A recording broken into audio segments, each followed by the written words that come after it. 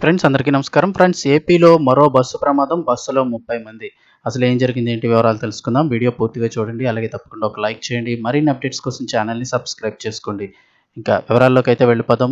ఏపీలో ఆదివారం నాడు తెల్లవారుజామున ఘోర రోడ్డు ప్రమాదం చోటు చేసుకుంది. విశాఖపట్నం నుంచి చెన్నై వైపు వెళ్తున్న ఓ ప్రైవేటు బస్సు అనకాపల్లి జిల్లా నక్కపల్లి సమీపంలో జాతీయ రహదారిపై బోల్తా పడిపోయింది.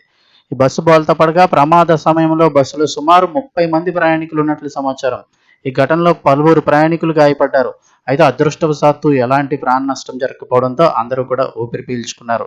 పోలీసులు చెప్పిన వివరాల ప్రకారం వైజాగ్ నుంచి చెన్నై వెళుతున్న బస్సు నక్కపల్లి సమీపంలోకి చేరుకున్నప్పుడు డ్రైవర్ నిద్రమత్తులోకి వెళ్ళగా బస్సు నియంత్రణ కోల్పోయి రోడ్డు పక్కనే ఉన్న విద్యుత్ స్తంభాలను బలంగా ఢీకొట్టి పక్కకు ఒరిగిపోయింది.